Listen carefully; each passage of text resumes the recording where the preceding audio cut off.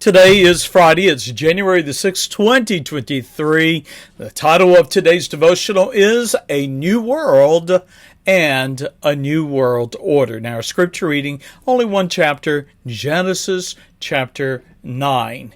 Well, after he, the Lord, fulfilled his word of judgment, we read in Genesis chapter 8 and verse 1, God remembered Noah and commanded him in chapter 8 and verse 16, go forth of the ark.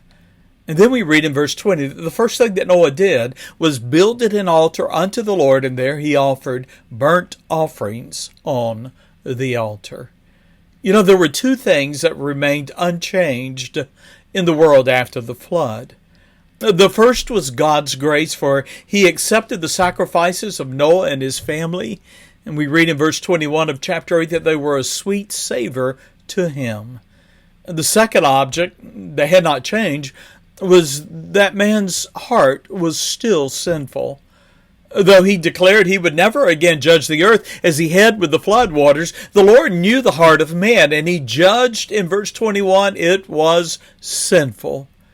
And yet the Lord in his mercy promised he would never again destroy everything living as he had done.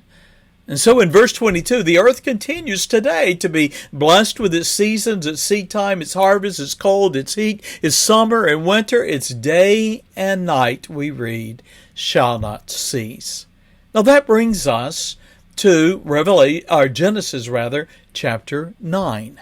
And I've titled this A New World and a Renewed Covenant.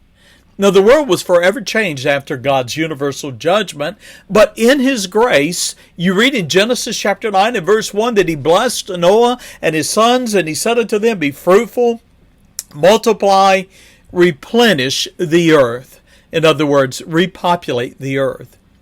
Now, man's supremacy over nature was unchanged, as you read in Genesis 9.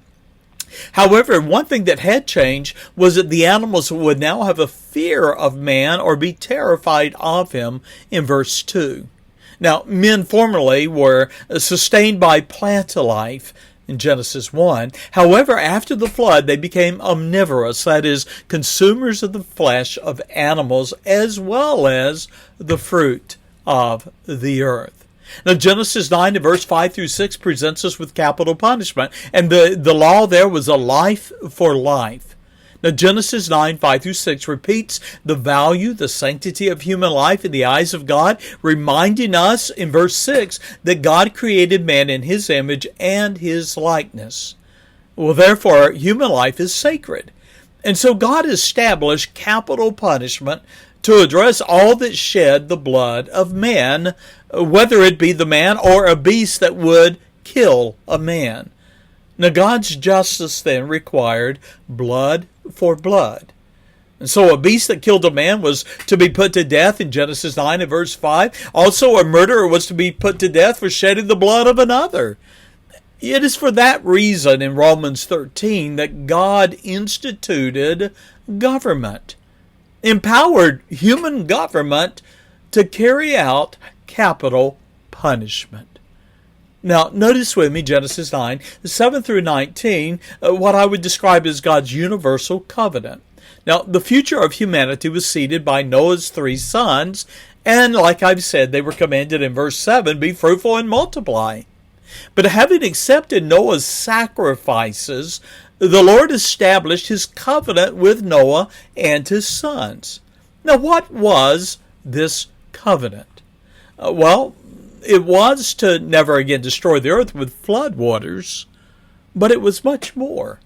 The covenant promise was universal, and it was made to Noah, his sons, and we read his seed after him. That is, verse 9, all of humanity. We are all the sons of Noah. You know, I believe personally the covenant promise was a renewal of God's covenant that he had with Adam and Eve. That her seed would crush the seed, or the head, the seed of the serpent, that is Satan. It was a promise that would be fulfilled through Noah's lineage, and of whom Christ was born. In fact, the rainbow was more than a promise to never again destroy the earth by floodwaters. It was a sign God never forgets his covenant promise. And then notice with me verses 18 through 29 of Genesis 9, what I would describe as a shameful, tragic end. Now, the flood did not change man's age-old problem, and what was that? It was sin. And so Noah and his sons had witnessed God's hatred of sin and judgment. Nevertheless, they bore in their hearts the curse of sin, its effects, and tragic consequences. While they believed God and were saved by the ark, they were still sinners. And Noah, we know, was a just and upright man and a man who walked with God. However, he and his sons were sinners. Now notice with me then this great tragedy that happens, Genesis 9 and verse 20. And Noah became, it describes, an husbandman, literally a farmer after the flood, and he planted a vineyard in verse 20. Tragically, though, in his old age, we read that Noah drank wine and was drunken in verse 21. Indiscreet in his intoxicated state, he was naked and uncovered within his tent. Now, the cause for Noah's drunkenness is not given, but there are lessons we should take from this moment in history. I would suggest that the main one is this. The first mention of wine in the Scriptures was associated with drunkenness, shame, and a curse that continues to our day. Well, let's close with some thoughts with this. As we look at Noah, we're reminded in 2 Peter 2:5, he is described as the preacher of righteousness, and yet he became an object of scorn. As you look at verse 21 through 23, whatever the excuse, Noah's drunkenness was a spiritual and moral failure.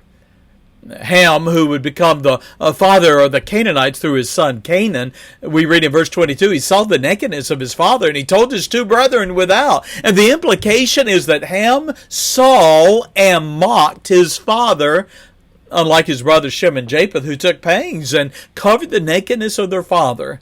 Ham took pleasure in his father's shame, mocked and ridiculed him.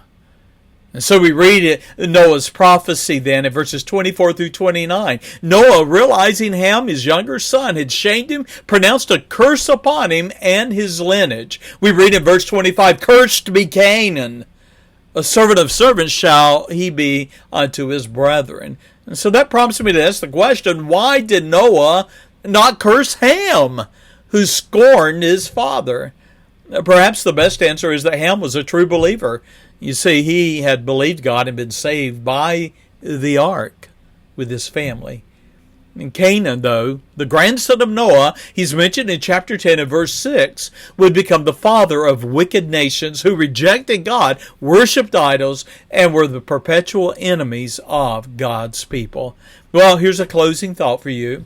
Genesis chapter 9 concluded with Noah prophesying the future of his sons and their posterity, their offspring, and it closed with a revelation that is a certainty for all men, for we read of Noah, he died.